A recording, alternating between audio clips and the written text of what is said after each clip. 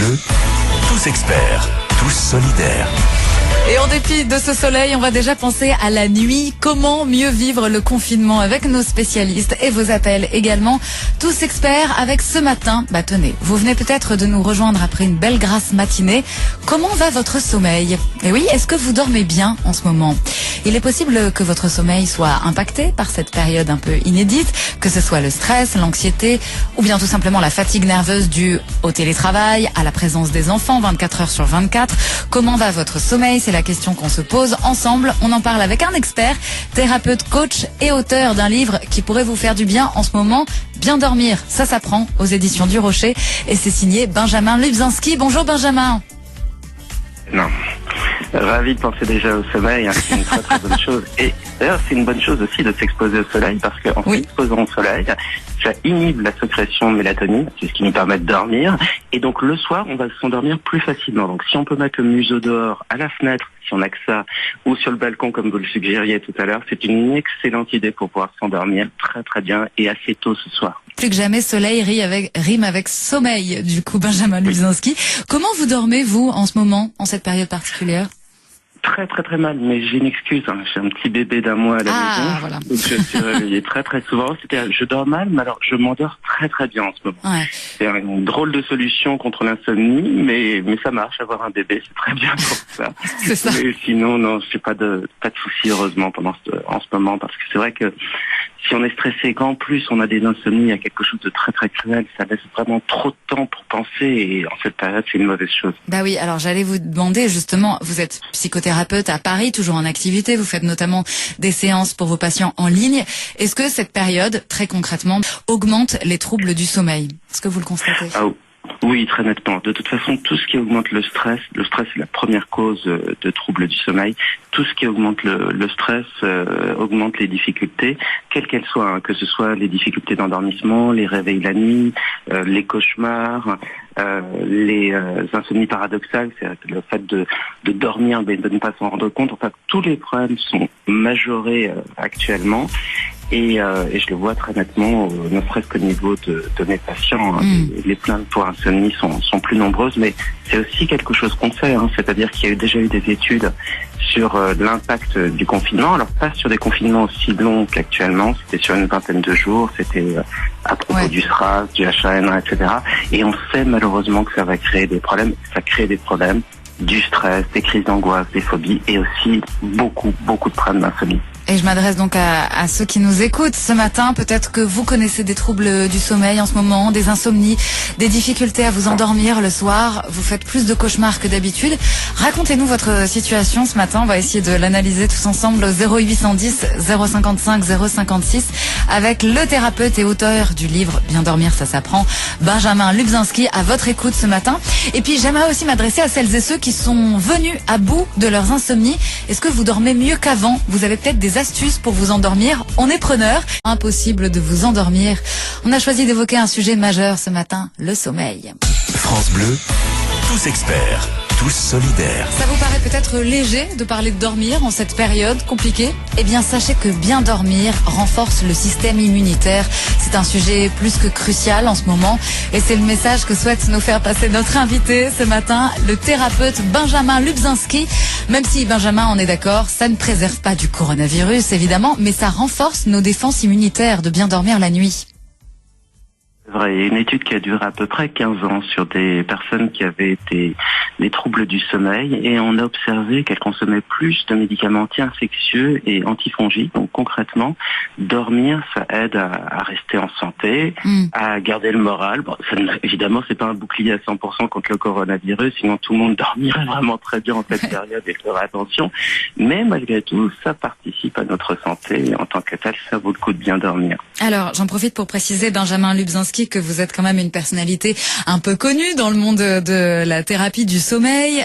Vous avez écrit donc ce livre Bien dormir, ça s'apprend, sorti aux éditions du Rocher, qui est un programme de 2 mois pour retrouver le sommeil.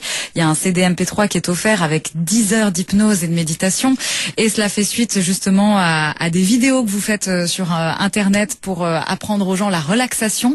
Parce que l'un des premiers responsables de nos difficultés à nous endormir, c'est le stress, l'anxiété, et pour y remédier, vous nous invitez à pratiquer la relaxation, le lâcher-prise.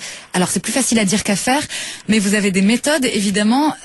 Quelles sont celles qu'on peut évoquer? La respiration, l'hypnose, la méditation? Rien que de très très bonnes méthodes. Ce qui est formidable avec la relaxation, c'est que ça apprend littéralement à être calme. Ça renforce le système parasympathique, c'est le frein à stress. Et donc plus on en fait, plus on apprend à être calme. Et en ce moment, c'est très très important de pouvoir se préserver de cette anxiété ambiante. Donc la respiration, par exemple, c'est vraiment une très très bonne technique. Sachez qu'il suffit de ralentir la respiration pour que le stress baisse. Donc une petite technique très facile à faire chez soi, c'est pas la respiration alternée. Ouais. On inspire par le nez, on expire tout doucement par la bouche, on fait ça 2-3 minutes, et puis après, c'est presque magique, on observe qu'on est beaucoup plus calme. L'hypnose, ça va un cran au-dessus. Alors c'est vraiment très facile. Sur ma chaîne YouTube, il y a beaucoup de séances, dans mon livre aussi.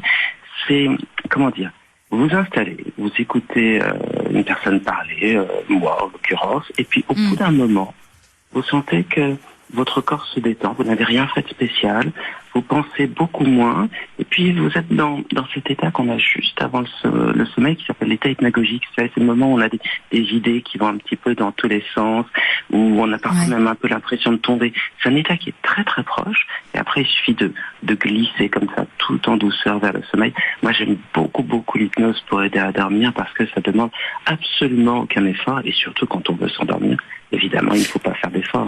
Plus on essaie de dormir, mais c'est ça, en fait c'est terrible, parce que même si on exerce, et je parle, c'est du vécu également, même si on essaie de bien respirer, de se concentrer quelque part pour oublier qu'on ne dort pas, c'est très très compliqué, parce que à partir du moment où on se couche et on se dit je ne vais pas m'endormir ou j'ai peur de m'endormir, j'ai envie de dire c'est foutu. D'ailleurs c'est ce que vous expliquez au début de votre livre, que c'est la phrase à ne pas se dire.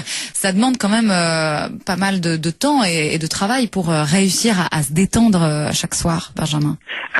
Avec l'hypnose, non, on y arrive presque dès le départ. Moi, je le vois sur ma chaîne, le commentaire qui est le plus fréquent sur les séances d'hypnose pour dormir, c'est « je n'ai pas réussi à écouter votre séance jusqu'au bout ». Alors, c'est pas parce que la personne s'est ennuyée et a arrêté, mais c'est bien parce qu'elle s'est endormie. Ouais. Et en revanche, c'est vrai que si le livre dure 8 semaines, c'est que pour reconstruire un sommeil, il faut bien ce temps-là. Il faut apprendre à être à nouveau calme dans le corps, à moins penser. Alors que devenir insomniaque, ça se fait en 2 ou 3 nuits. Il suffit que la première nuit, pour une raison ou pour une autre, je sais pas, on a pris trop d'excitants, on a par exemple consommé une plaquette de chocolat en entier. Je sais pas si vous saviez, mais une plaquette de chocolat noir, c'est l'équivalent d'un expresso. Donc d'accord, c'est bon à savoir, ouais. on le sait assez peu. Donc imaginons qu'on ait pris une plaquette là, ou pour n'importe quelle autre raison, on doit se lever un petit peu plus tôt que d'habitude, ça crée un peu d'anxiété. Eh bien, on va avoir du mal à s'endormir, on va passer une nuit blanche, et puis on va dire il faut absolument que l'année prochaine, il faut absolument que je dorme, je peux pas rester comme ça, il faut que je dorme. Ça va créer tellement d'anxiété, de rumination qu'on ne va pas dormir. Ouais. Et à partir de là, on va se créer une croyance qui est totalement autoréalisatrice. On va se dire je suis insomniaque. Mais finalement, c'est nous qui nous créons. Bien sûr. Tout ça se passe dans notre tête, et vous nous apprenez donc à déconstruire ce système de pensée dans votre livre Bien dormir, ça s'apprend, aux éditions du Rocher. Benjamin Lubzinski en parle donc de sommeil ce matin jusqu'à 10h30, avec les témoignages également de celles et ceux qui nous écoutent. Comment va votre sommeil, vous qui nous écoutez à la maison? Est-ce qu'il va mieux qu'avant? Est-ce que pour dormir, vous vous sentez encore obligé de prendre des somnifères, ou vous avez réussi à arrêter? Dites-nous quelles sont vos méthodes. 0810 055 056 pour nous. On parle de la qualité de notre sommeil, qui correspond pour beaucoup aussi à l'organisation et à l'équilibre de notre journée. C'est ce qu'explique dans son livre notre invité aujourd'hui, Benjamin Lubzinski. Bien dormir, ça s'apprend, c'est le titre de votre ouvrage aux éditions du Rocher. C'est ce que vous expliquez dans votre livre. Il faut déterminer des horaires de travail, faire des repas de préférence à heure fixe. C'est encore plus le cas en ce moment. Notre sommeil dépend de la rigueur aussi de notre journée. C'est très important. Il y a déjà une dimension psychologique, c'est-à-dire que si on n'a pas d'activité, si on ne travaille pas en journée, si on ne fait pas des choses constructives, on a une sorte d'impression bizarre. On a l'impression que le temps passe à la fois trop vite et trop lentement. On n'est pas satisfait de sa journée, et assez instinctivement, on se met à retarder le moment du coucher, comme si on voulait faire quelque chose de bien, quelque chose d'intéressant. Et ça, c'est vraiment un problème, parce qu'en se couchant tard, la qualité du sommeil diminue très nettement, et on se décale. C'est pour ça aussi qu'il faut éviter les grasses matinées. En ce moment-là, on pourrait dire que c'est super, c'est de grandes vacances, ça des grasses matinées tout le temps. Mais en fait, c'est mauvais pour l'organisme. Votre corps a besoin de se coucher tous les soirs à la même heure pour avoir un sommeil de qualité. Et puis, dans le même ordre d'idées, on a besoin de faire encore de l'activité physique. Même si on est dans un studio, il faut marcher un petit peu en rond dans son studio, il faut faire un petit peu de sport parce que sinon on va avoir du mal à s'endormir le soir. C'est des repères qui sont importants, de la même manière qu'il faut faire attention à bien s'exposer au soleil parce que, comme on disait tout à l'heure, c'est cette exposition de soleil, j'aime beaucoup votre expression, soleil rime avec sommeil, c'est très très vrai. Si on s'expose bien le matin, on dormira bien le soir. Et en ce moment, c'est vraiment quelque chose de primordial. Il faut... Benjamin Lubzinski, j'aimerais juste donner la parole à Babette qui a un témoignage à nous livrer depuis Nîmes, dans le sud de la France. Bonjour Babette. Oui, bonjour Ségolène, bonjour monsieur. Oui, voilà un petit témoignage. Voilà, moi pendant 20 ans pratiquement, j'ai pris des somnifères. D'accord. Voilà. Je n'arrivais pas à dormir, donc il me fallait mon somnifère. Bon, j'ai essayé petit à petit de diminuer les doses. Puis j'ai pris conscience il y a quelques mois, peut-être un an, que j'étais en train de m'empoisonner la vie. Voilà. Donc j'ai décidé d'arrêter. Puis j'ai essayé de prendre des compléments qu'on vend en pharmacie à base de plantes, à base de tous ces produits plus ou moins naturels. Ouais.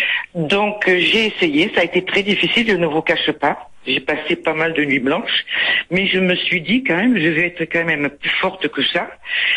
Et voilà, depuis quelques mois, depuis 2-3 mois, peut-être, je ne prends plus rien. À la force de votre volonté, finalement, vous avez réussi sans. Je me suis dit, il faut que je sois plus forte que tous ces produits chimiques, que toutes ces cochonneries, même les bases de plantes, parce que je pense que c'est un truc qu'on a dans la tête, c'est psychologique. Donc j'ai décidé. Donc ça a été difficile, je vous cache pas, pendant quelques nuits. Et vous arrivez à vous endormir rapidement quand vous vous couchez, Babette? Pas vraiment. Mais alors j'essaye donc, comme le disait le monsieur qui est avec vous, je souffle, je respire, je souffle profondément. J'essaye de penser à quelque chose de reposant. Pour moi, c'est je pense à un ruisseau, à une rivière qui est très claire. Je vois de l'eau couler, j'entends l'eau couler, donc ça me détend. Ah mais oui, mais c'est parfait cette image que vous nous donnez, Babette. Je pense que Benjamin Lubzinski va abonder dans votre sens parce que c'est ce que vous décrivez dans votre ouvrage. Ce que fait Babette, c'est une forme de méditation finalement. Oui, une méditation ou d'auto-hypnose. Si on arrive à s'absorber dans une sorte de contemplation intérieure, donc ça peut être par exemple un ruisseau, un feu de bois, imaginer la neige qui tombe à la fenêtre. Si on arrive à faire ça, on se met dans un état modifié de conscience. Et effectivement, c'est une sorte de méditation, une sorte d'auto-hypnose. C'est vraiment une bonne technique. Alors, si on a un support extérieur, un enregistrement, une vidéo, c'est beaucoup plus facile. Et vous verrez, vous endormirez plus rapidement. Mais je trouve que c'est vraiment un parcours intéressant parce que ça montre la difficulté qu'ont les médecins face au sommeil. C'est-à-dire que quand ils reçoivent leurs patients, ils n'ont à leur disposition que les somnifères. Or, les somnifères, c'est mauvais pour la qualité du sommeil. Donc, c'est quand même utile parce que quand on ne dort pas depuis plusieurs nuits, il faut bien dormir, mais on ne devrait pas les donner plus de 15 jours. Or, au bout de 15 jours, on s'accroche au somnifère, on se dit je ne peux pas dormir sans somnifère. Ça crée une sorte de dépendance psychologique. Et puis, le pauvre médecin, de fois en fois, il renouvelle l'ordonnance et ça peut durer 20 ans, ce qui abîme très notablement le sommeil. Alors que les solutions alternatives existent et effectivement, la méditation, c'est une très bonne technique. Et on peut l'apprendre avec votre ouvrage et vos vidéos ainsi que les MP3 qui sont offerts, livrés avec ce livre qu'on peut commander évidemment en ligne. Bien dormir, ça s'apprend aux éditions du Rocher. C'est signé Benjamin Lubzinski. Merci infiniment Benjamin d'avoir été avec nous ce matin. Je rappelle qu'on peut vous retrouver également sur YouTube. Votre nom s'écrit Lubszygnski. Merci beaucoup d'avoir été avec nous.